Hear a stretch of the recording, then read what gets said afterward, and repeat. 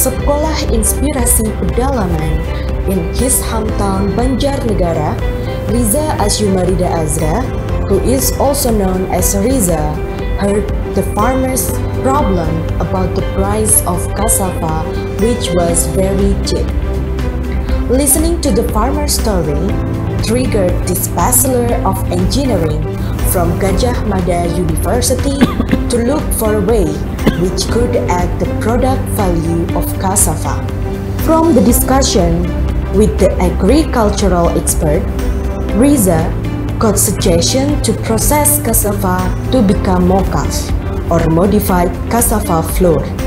His effort has successfully added the economic value of cassava. In order to widen the number of cassava farmers involved, Riza and his wife, Wahyu Budi Utami, founded Rumah Mocaf. Rumah Mocaf promotes economic democratization and cooperation in order to improve the welfare of cassava farmers. We also open collaboration with researchers, NGO, and government to support this effort. Rumah Mocaf also educates the farmers to implement environmentally responsible farming system which gives no harm to the environment. In addition, Rumah Mocaf provides workshop and training about mocaf production and cooking demo with the goal to make mocaf widely known by the society. Sesampunipun enten Rumah Mocaf, petani niku sangat untung. Amargi riyen niku tela mboten patia pajeng. Lah sesampunipun enten Rumah Mocaf itu sangat berguna utawi manfaat. Yang tawisipun riyenipun seharga tela niku paling-paling kali 150-300, larang-larang itu 300. Tapi alhamdulillah dugi entenipun Rumah Mocaf sak menika petani niku nggih sangat untung. Soalnya dipun tumbas seharga 1.100. Pramila saking petani telan niku ya alhamdulillah sak menika niku sampun saged nabung. A part of Banjarnegara, the distribution of mocaf has widened in all provinces in Indonesia. Rumah Mocaf also produce the derivative products of mocaf such as noodle, cookies, and pie. Rumah Mocaf is now in the preparation to make mocaf go global through export to some countries like Malaysia, Singapore, and European countries. To further introduce mocaf, Rumah Mocaf has participated in event and exhibition both domestically and abroad. Through Rumah Mocaf, Riza has a high hope that mocaf can be the national pride food so that Indonesia can reach national food security. Alhamdulillah kula niki nggih buka niku Rumah Mocaf, alhamdulillah nggih pinten tambah niku napa maju, alhamdulillah niki nggih sing sami kerja alhamdulillah nggih pun sami kathah lancar. Terus niku alhamdulillah Rumah Mocaf nggih mugi-mugi terus berkembang lancar. Rumah Mocaf adalah suatu enterprise, social enterprise ataupun sociopreneur yang bergerak di dunia pertanian, di mana kami memegang teguh prinsip demokratisasi ekonomi, di mana antara petani singkong, pengrajin mocaf, dan anak-anak muda berkolaborasi untuk sama-sama mengetahui apa itu literasi finance, terus kemudian saling mengetahui HPP, kemudian margin, sehingga ada demokratisasi ekonomi di situ, ada keadilan untuk petani, keadilan untuk pengrajin, sehingga bisa bersama-sama berkolaborasi untuk kemajuan pertanian, khususnya mengangkat martabat singkong dan juga mengangkat kesejahteraan petani singkong di Indonesia, yang mana saat ini Indonesia merupakan negara pengimpor terigu terbesar sedunia, sedangkan terigu terbuat dari gandum dan gandum belum bisa maksimal dibudidayakan di Indonesia. Sedangkan singkong melimpah ruah, Indonesia merupakan negara penghasil singkong terbesar kedua sedunia. Tetapi ironisnya dari Sabang sampai Merauke ada singkong, tetapi ironisnya singkong menjadi makanan alternatif, bahkan makanan pinggiran ya, menjadi makanan menengah ke bawah yang tidak diperhatikan, padahal singkong memiliki gizi yang sangat tinggi, bahkan gluten free ketika bisa diolah menjadi tepung mokaf atau modified cassava flour. Sehingga harapan kami ke depan rumah mokaf ini bisa terus bergerak menjadi wirausaha sosial, bisa memberdayakan lebih banyak petani singkong, pengrajin mokaf, dan anak-anak muda lebih bisa berkolaborasi untuk meningkatkan nilai jual dari singkong atau mokaf itu sendiri. Dan juga rumah mokaf juga bergerak juga di dunia pendidikan yang fokus pada anak-anak muda agar bisa mengenal lebih dengan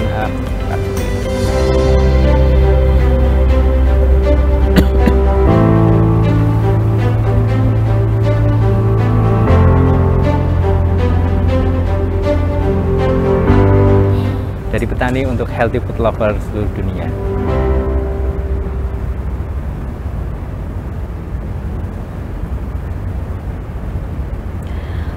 Memuliakan petani, mengangkat martabat singkong menjadi bernilai tinggi. Kalimat yang tepat untuk menggambarkan Riza Asyumarida Azra, bintang tamu kita pada sore hari ini di acara Jakarta Content Week yang menghadirkan diskusi dengan judul Local SME as National Hero.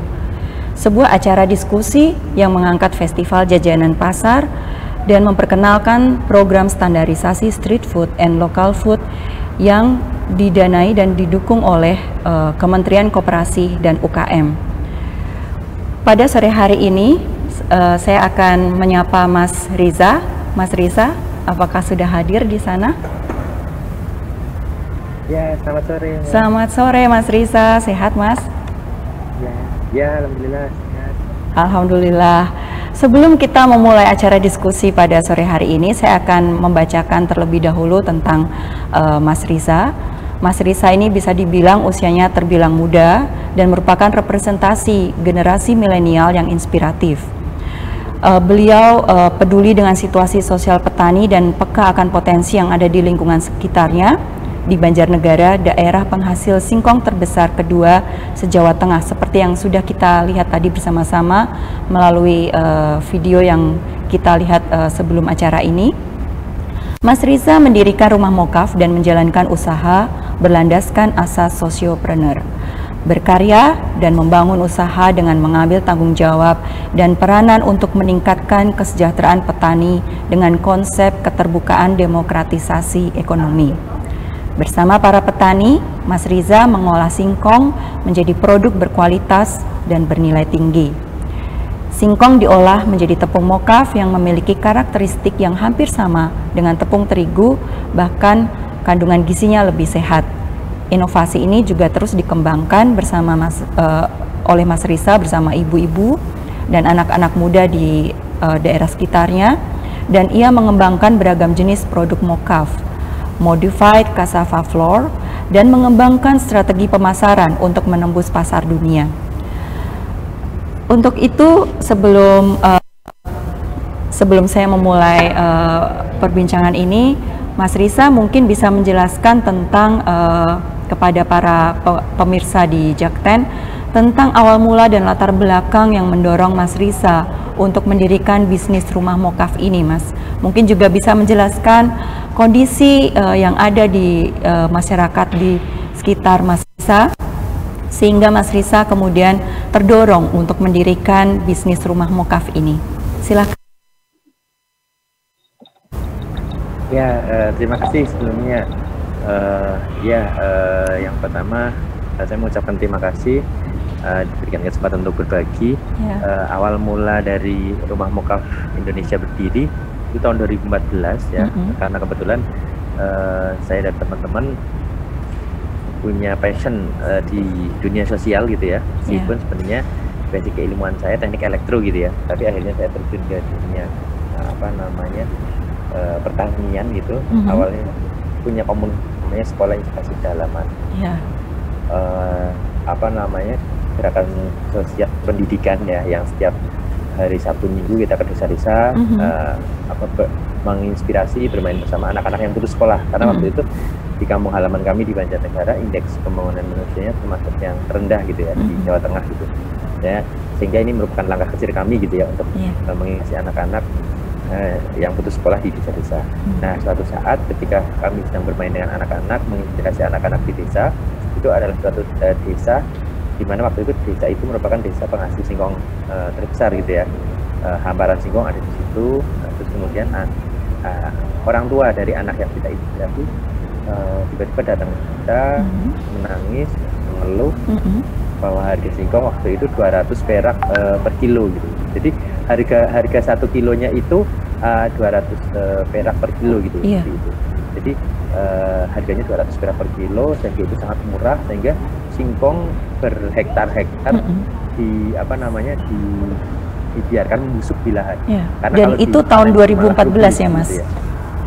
2014 ya, betul sekali. Dibiarkan membusuk di lahan berhektar-hektar, terus kemudian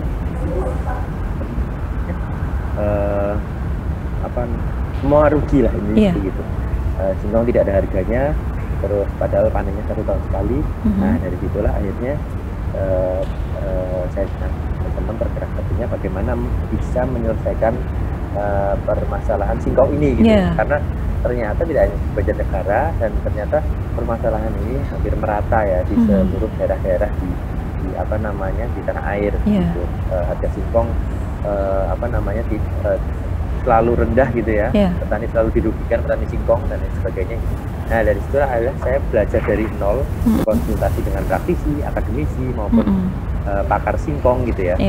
Saya belajar berkonsultasi bagaimana agar singkong ini memiliki nilai jual ataupun nilai tambah yang tinggi gitu.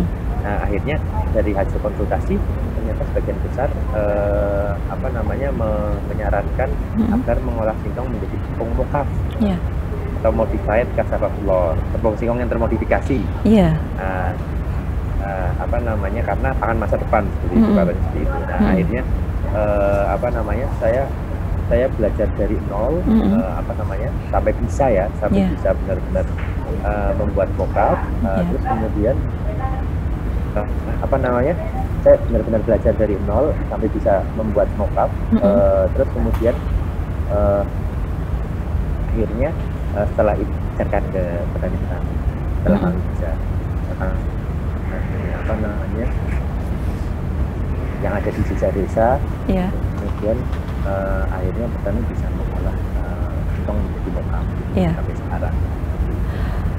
Kira-kira perlu berapa tahun untuk Mas mungkin cuma bulan kali ya untuk Mas Riza untuk belajar tentang cara membuat tepung modifikasi tadi, tepung singkong termodifikasi, dan kemudian mengajarkan kepada para petani?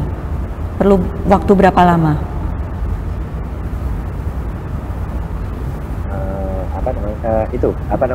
Jadi waktu itu setelah akhirnya kami bisa dari nol gitu ya, kemudian kita ajarkan beberapa petani singkong akhirnya bisa mengolah ya dari 11 kelompok tani gitu. Nah, waktu itu sebenarnya mindset kita waktu itu sosial 100%, itu tidak ada pikiran sekali untuk berbisnis gitu. Apalagi berbisnis mokaf, kami hanya mengajarkan 100% sosial gitu.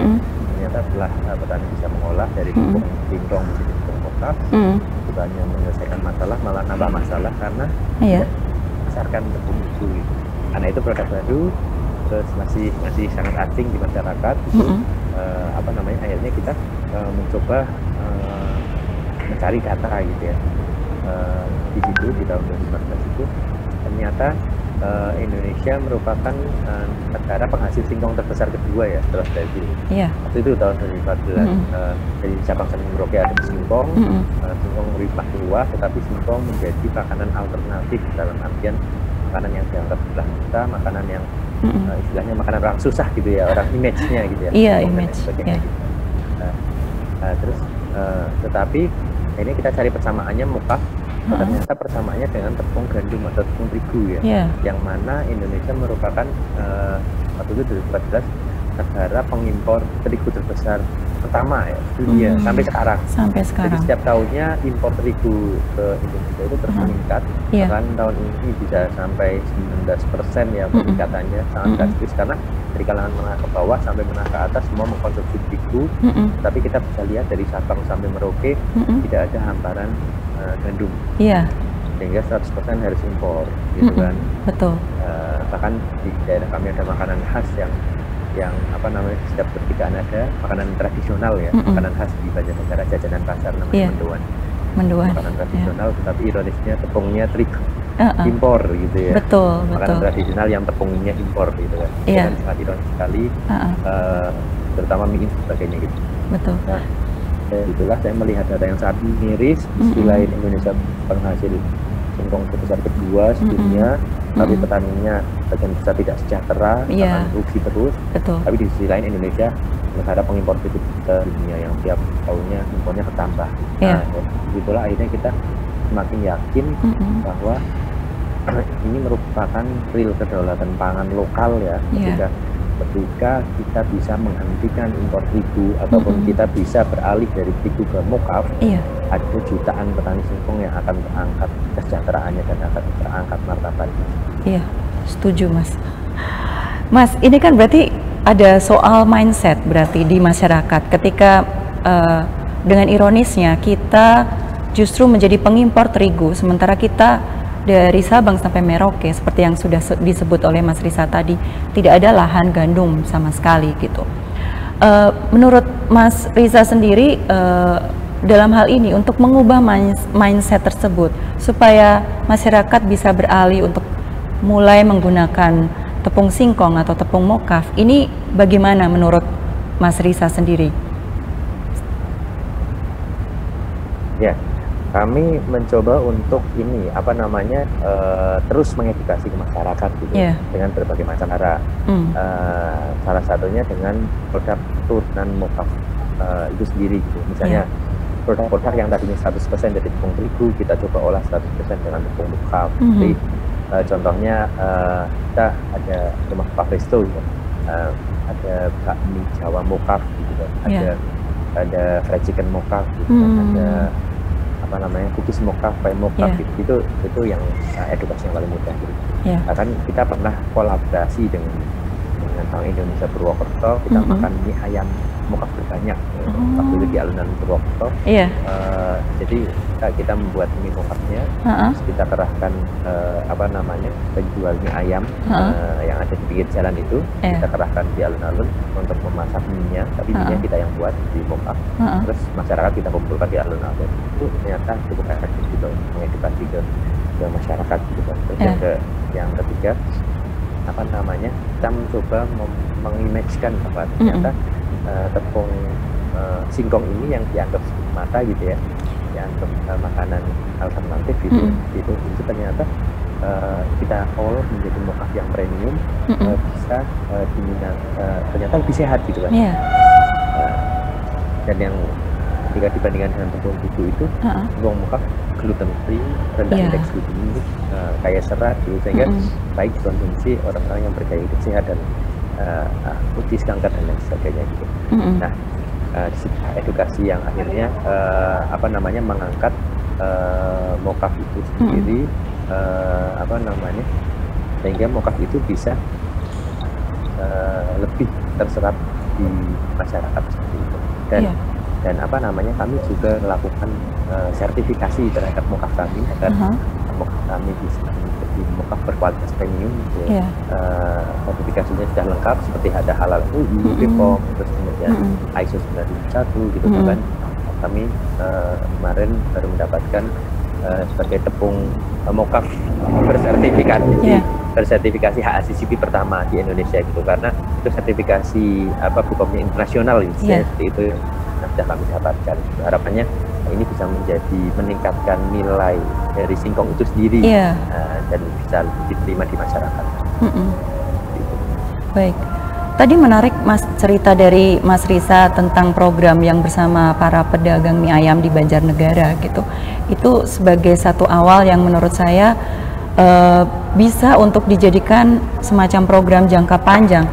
Nah, untuk itu apakah di Banjarnegara sendiri sudah ada semacam kerjasama atau program jangka panjang yang bisa menaikkan derajat dari tepung mokaf ini, Mas?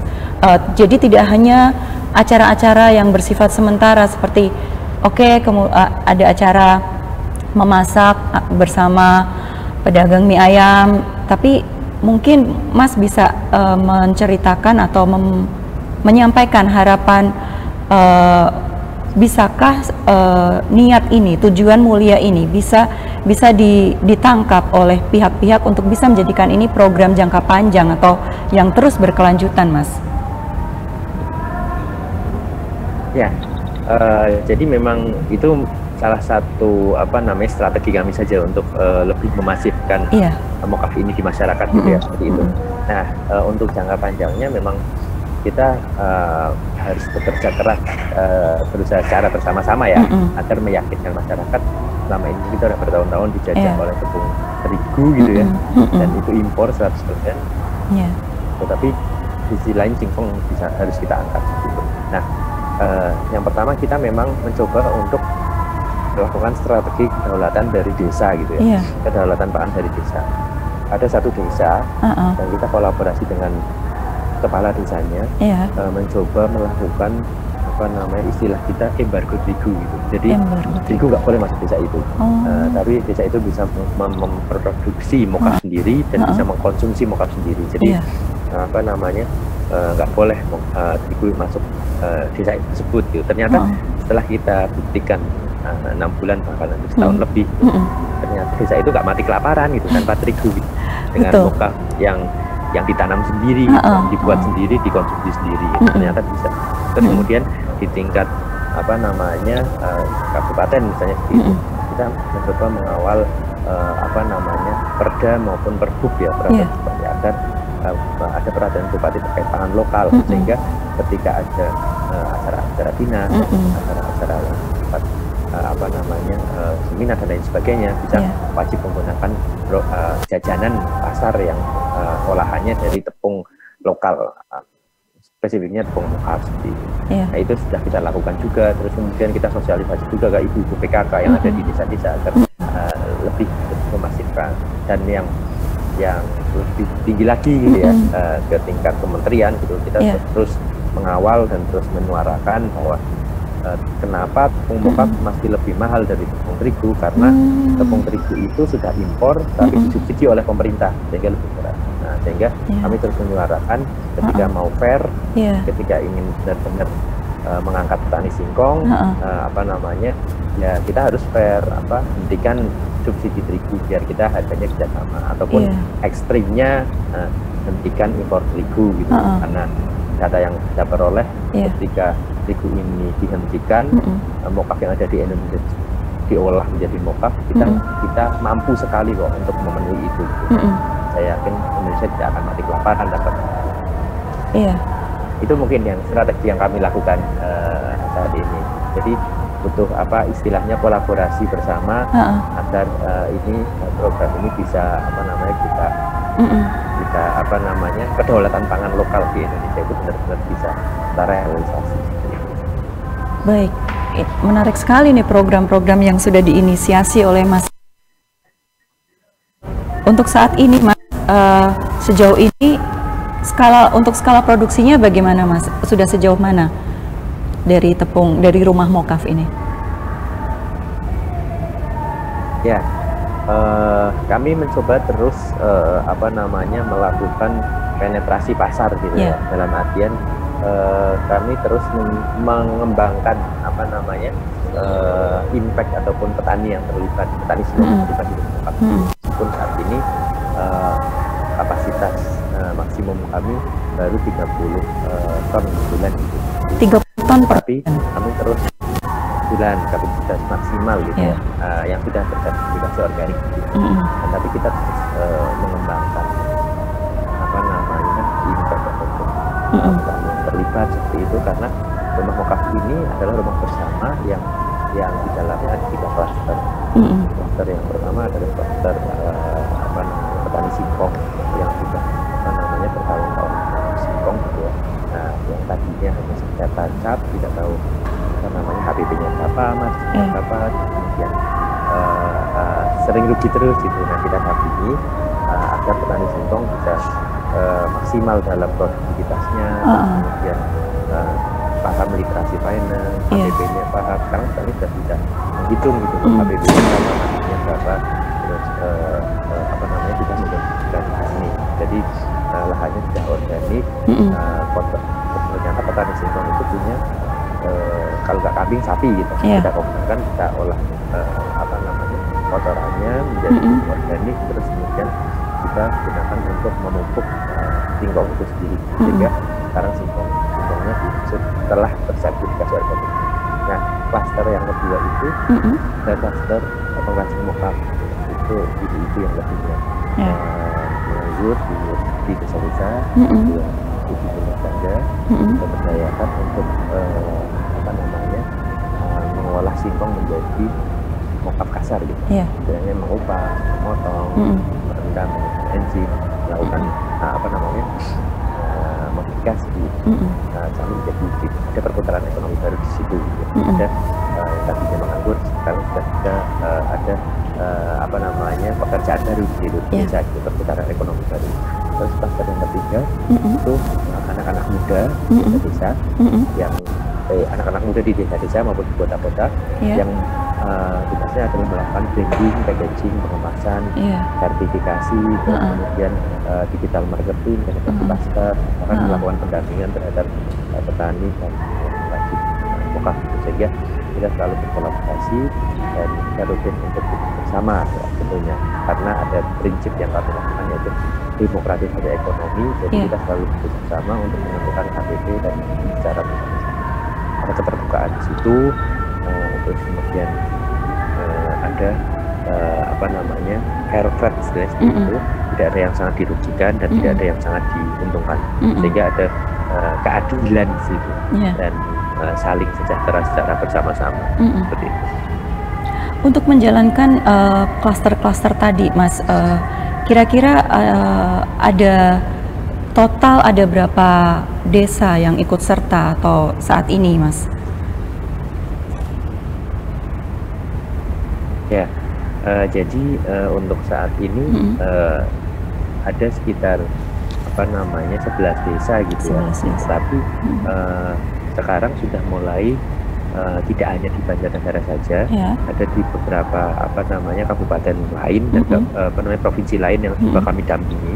Karena harapan kami Mokaf ini bisa diproduksi di setiap provinsi ataupun setiap kabupaten gitu ya, ataupun di setiap desa, dan bisa lebih masif diserap oleh masyarakat dan lebih famili lagi seperti itu. Jadi harapan kami nanti kami terus melakukan edukasi ke masyarakat gitu ya, bahwa tepung Mokaf ini layak dan harus untuk konsumsi gitu, sehingga petani singkong yang terlibat di daerah-daerah maupun di provinsi semakin banyak yang terlibat dan semakin banyak yang masyarakat yang beralih ke tepung Mokaf gitu, karena potensinya sangat besar.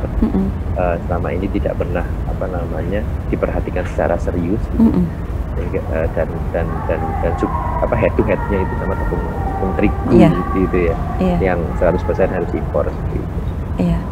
Di luar Banjarnegara ada berapa yang sudah didampingi oleh Mas Riza sendiri? Tadi kan bercerita bahwa Mas juga melakukan pendampingan di luar Banjarnegara. Iya, ada beberapa kabupaten di sekitar Banjarnegara yang sudah kami dampingi. Terus kemudian ada di Palembang, ada di Bali, kemudian kemarin di kota ke Kalimantan.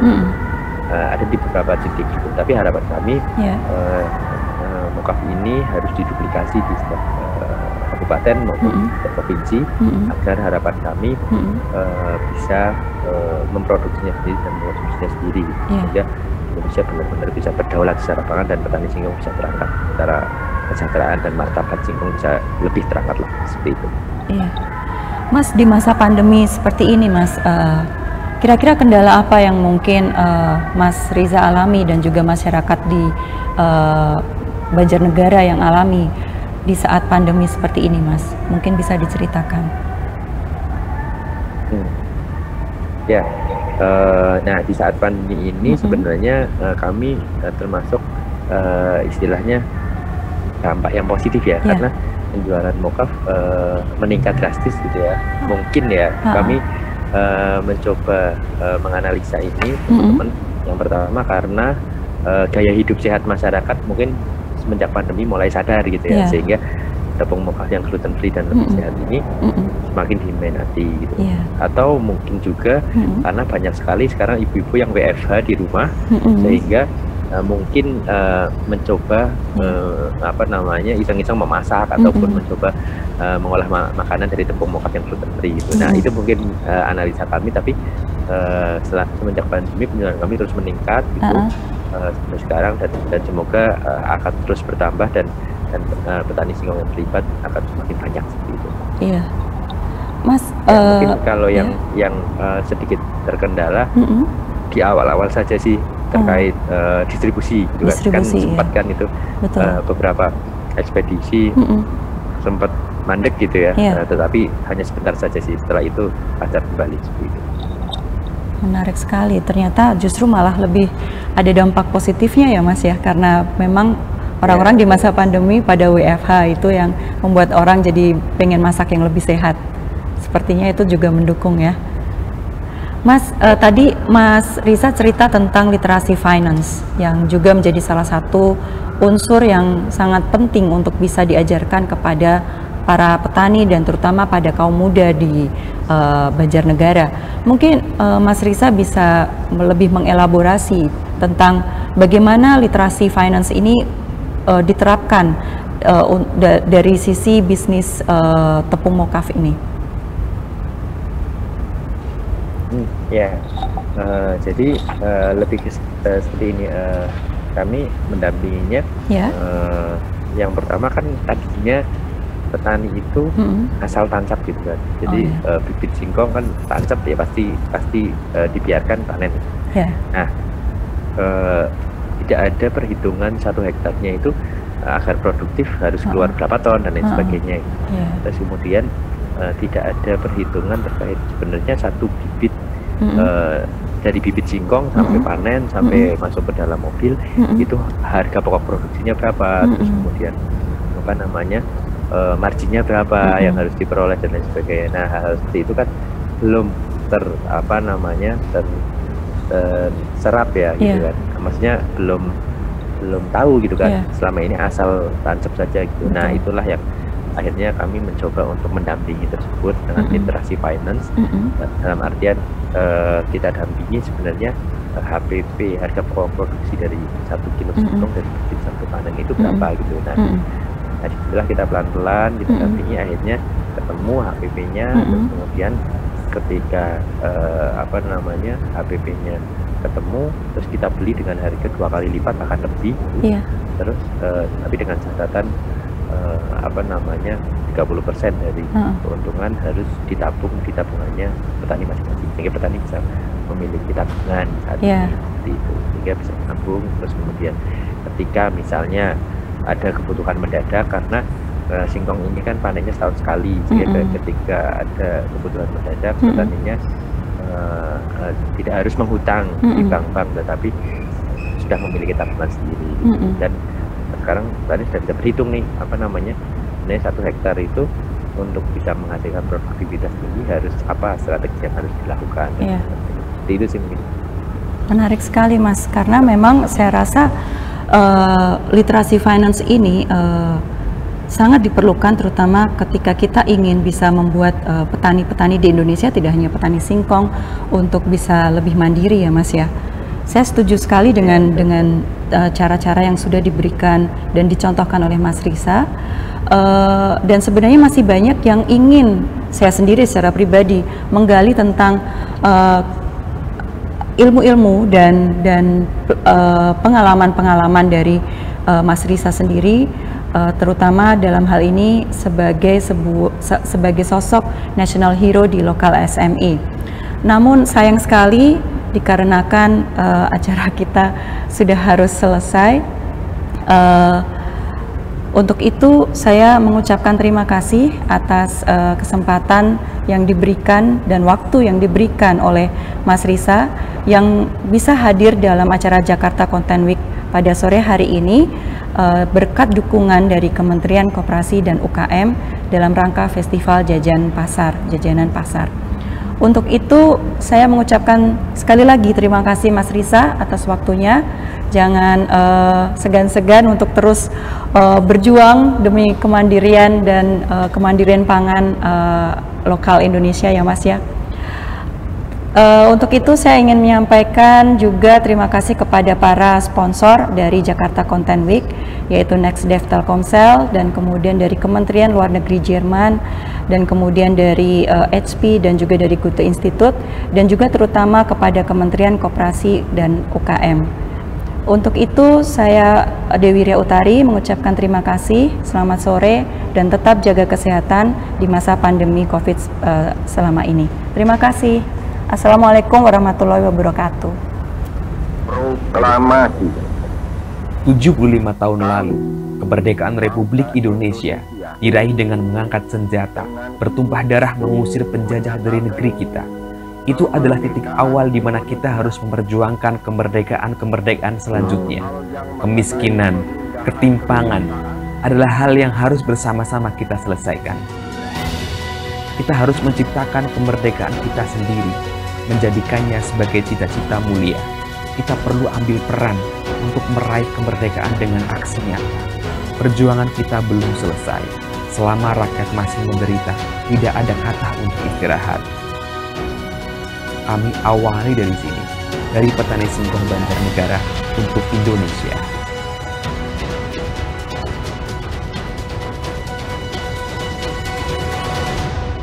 Merdeka!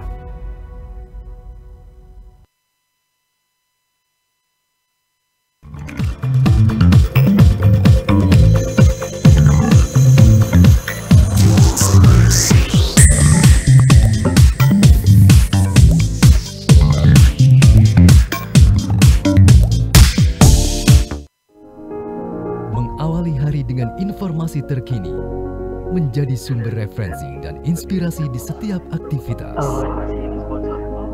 Melalui news video portal, segala informasi dapat tersajikan cepat, akurat, dan lengkap. Dengan kekuatan teknologi digital, Maidcom.id hadir dengan berita pilihan yang dikemas secara menarik. Maidcom.id, digitally inspire people. Sudah 15 menit, masih kejebak macet. Tenang, daripada emosi, 15 menit Anda jadi lebih berharga kalau bersama saya. 15 Minutes, setiap Rabu, jam 6 sore lewat 45 menit. Mediaindonesia.com hadir dengan opini cerdas dan narasumber kredibel, mudah diakses, informasi berkualitas ada di genggaman Anda. Klik di browser Anda, www.mediaindonesia.com. Dan temukan pandangan berbeda, karena fakta bisa sama, sudut pandang boleh beda. Mediaindonesia.com, views and news.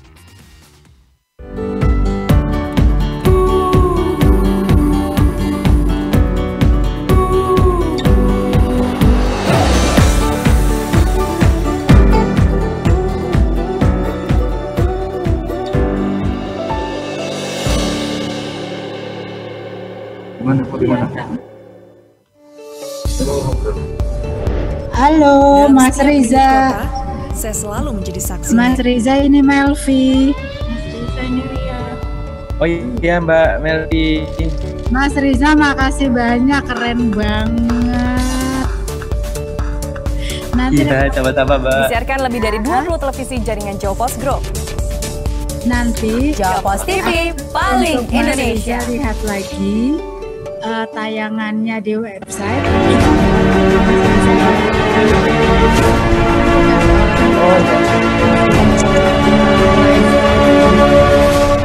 Semua seksinya di Jaktek akan di Data berikhtiar untuk terus menyajikan beragam informasi berkualitas untuk kemajuan negeri dan untuk kepentingan bisnis. Lihat semua sesinya di semua sesi Jakten di website. Oh iya, oke. Oke, siap Mbak Melvi. Iya. Ikutan nggak sesi Nas Daily jam 7 nanti? Yang mengisi siapa, Bu? Kenapa? Yang mengisi siapa, Bu? Nas Daily. Oh iya. Sama yang ini, Bu. Kemarin kayaknya Bu Mbak Melvi kayaknya ngirim ini ya, apa namanya? Yang terkait pitching gitu ya? Iya.